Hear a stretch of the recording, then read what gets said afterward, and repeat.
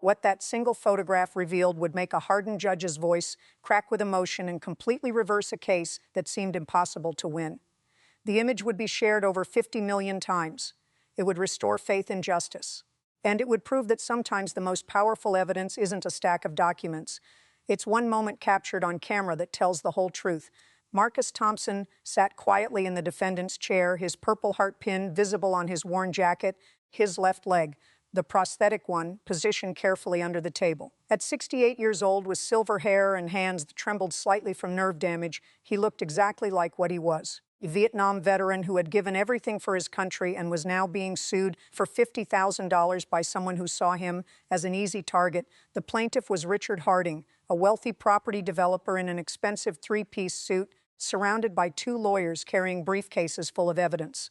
Richard was suing Marcus for allegedly defaulting on a business loan and stealing equipment that Richard claimed was worth tens of thousands of dollars.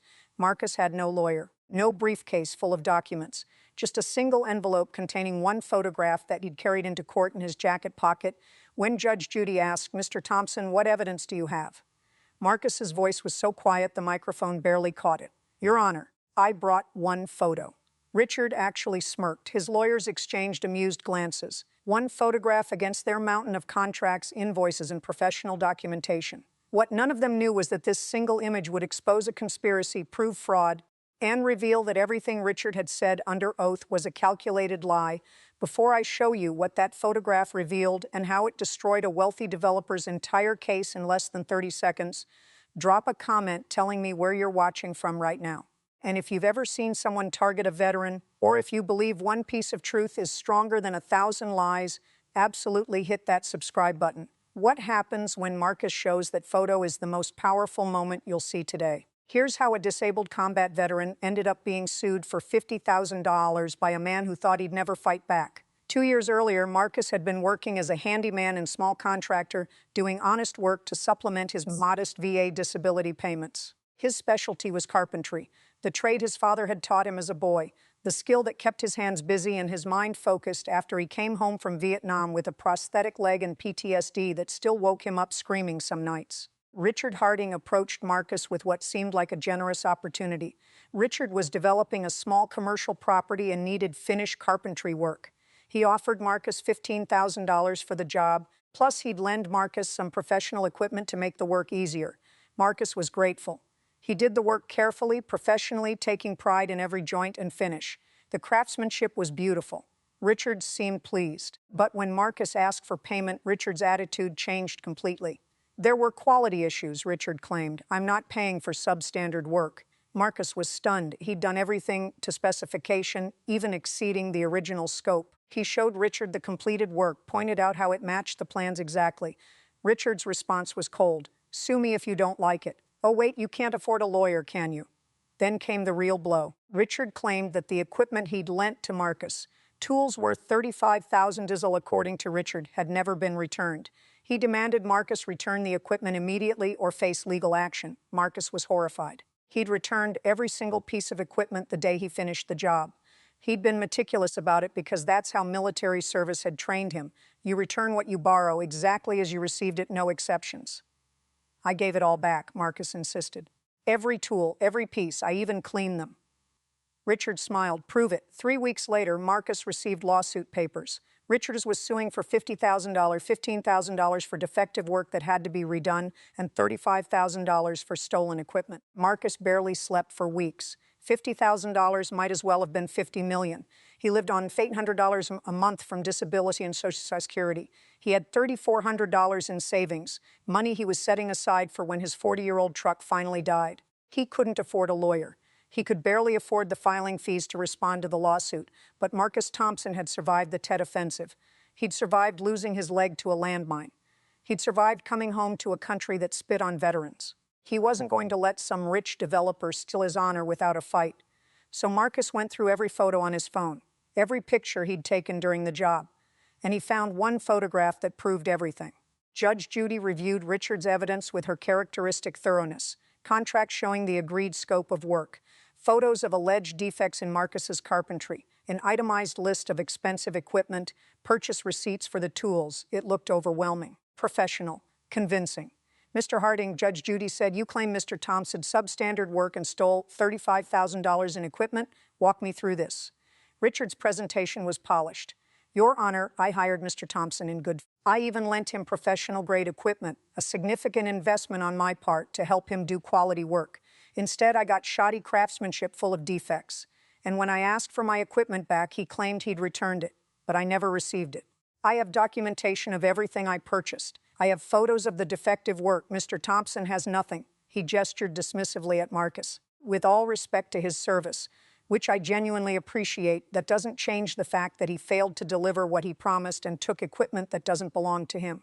Judge Judy turned to Marcus. Mr. Thompson, your response? Marcus's voice was steady but quiet. Your Honor, I did the work exactly to specification. Better than specification, I took pride in it. And I returned every single piece of equipment he lent me. Every piece. I cleaned them and put them back in his truck personally. Richard interrupted with a condescending tone. Your Honor, if he returned the equipment, where are his photos? Where's his documentation? Where's his proof? I have receipts for $35,000 in tools. He has, what, his word? I have a photograph, Marcus said quietly. Richard actually laughed. One photograph of what? A pile of tools that could be from anywhere, taken at any time? Your Honor, this is ridiculous. I have dated receipts, itemized lists, professional documentation. He has one photo that proves nothing. Judge Judy's expression was unreadable. Let me see the photograph, Mr. Thompson. Marcus pulled a worn envelope from his jacket pocket with shaking hands. He removed a single 4x6 photo and handed it to the bailiff. Judge Judy looked at the image. Her expression changed immediately. She looked up at Richard, then back at the photo, then back at Richard again. Mr. Harding, when exactly did you lend this equipment to Mr. Thompson? Richard consulted his documents. According to my records, June 3rd, 2 years ago. And when was the work completed? July 18th. He had it for 6 weeks. Judge Judy held up the photograph so the courtroom cameras could see it. Mr. Thompson, explain what this photo shows. Marcus's voice was stronger now. Your Honor, that's a photo I took on July 18th, the day I finished the job. That's Mr. Harding's truck. You can see the license plate clearly. It matches his vehicle registration, and you can see me loading his equipment into the truck bed. Every piece. The date stamp is visible in the corner, July 18th, 4:47 p.m. Judge Judy examined the photo more closely. I can clearly see professional carpentry equipment in the truck bed. I can see the license plate. I can see the date stamp. And Mr. Thompson, is that you in the photo? Yes, Your Honor. My friend took that picture. I asked him to photograph me returning everything because... Marcus's voice caught slightly.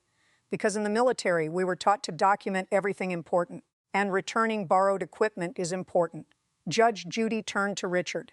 The temperature in the courtroom seemed to drop 20 degrees. Mr. Harding, this photograph shows equipment being loaded into your truck with your license plate visible. On the exact date, Mr. Thompson says he returned it.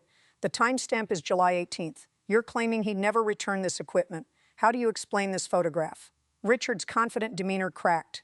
That could be from when I originally lent him the equipment. The date stamps can be wrong. Phone cameras aren't always accurate. The photo shows the completed building in the background. Judge Judy interrupted. The building that wasn't finished until July 18th.